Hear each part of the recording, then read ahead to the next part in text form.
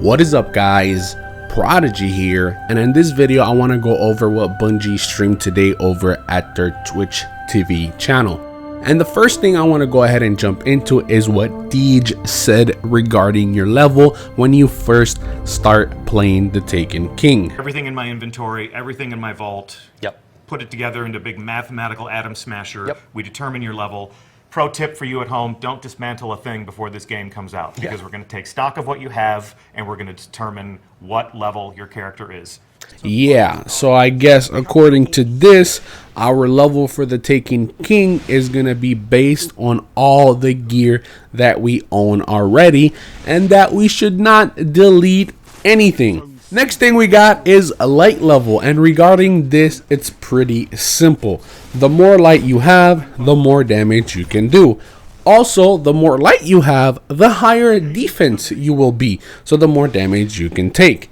And every piece of gear contributes to your light level, your weapons, your armor. And the reason Bungie made it like this is so when you get any piece of gear, even if it's just a simple ghost or a class item, as long as this improves your light level, then this item is valuable to you and you'll be excited when you get it. And that way, you don't end up like in Vault of Glass. Every time you hit that exotic chest, you end up with disappointment every time you see that class item pop up. And this way, you're paying attention to different pieces of gear other than just the helmet, arms, boots, and chest. Now you got to worry about the weapon you're wielding, the ghost you're wielding, the class item you're wielding, and you got to go hunt for better stuff to get your character as strong as possible.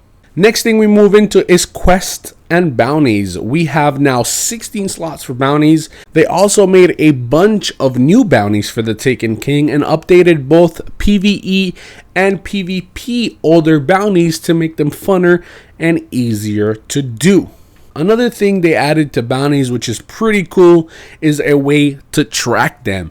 You can track up to 4 bounties at a time, and this will make it so when you bring up your ghost screen, the 4 bounties that you're tracking will just pop up right there. You don't have to go to your inventory, scroll to the right, find out which bounty and figure out which one you need to do and what you're missing. This one, you just pop up your ghost, you can see all 4 bounties at a time and know what you're doing. And on top of that, you don't even have to go to the reef or the tower to turn in the bounties. You can just turn them in as soon as you complete them. Moving on to the quests.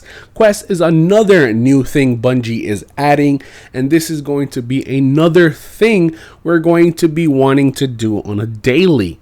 And I say this because quests are ways to unlock a bunch of stuff, from weapons, armor, and even ways to make your guardian a lot better and stronger, like subclasses. So for example, the reason I say this, because if you're taking a look at the screen right now, for you to unlock the new subclass for the Warlock called the Stormcaller, you have to complete this quest.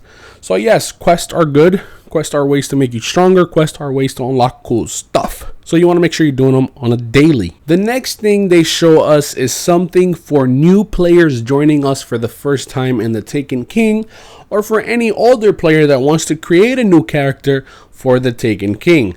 And this is this new thing called a Spark of Light. This will make it so any character will be boosted up to level 25, and it will also give them a set of gear to be able to enjoy the Taken King and start playing the Taken King even if you've never played Destiny in year 1. So if you're starting Destiny for the first time, Taken King is the way to start. They're even setting you up to start at the light level if you buy the Taken King. So this is good for anybody that started playing Destiny and they have a friend that didn't really like it at the beginning and you want him to join you.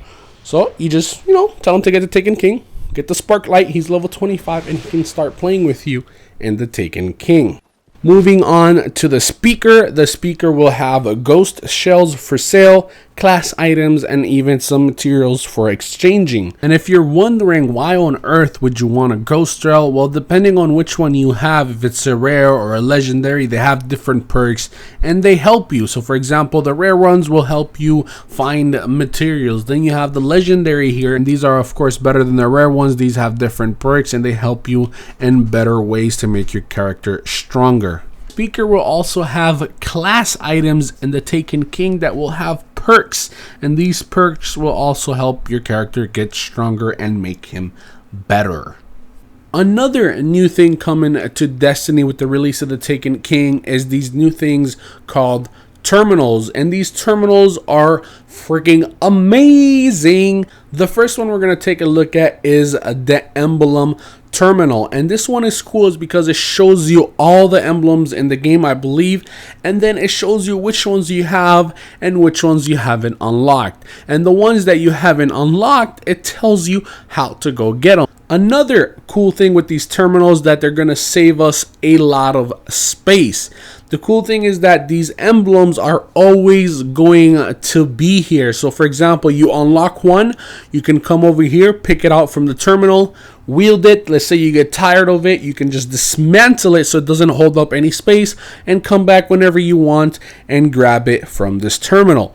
Same thing is going to work with shaders. As long as you unlock it, you can dismantle it, go back to the terminal and grab that shader again.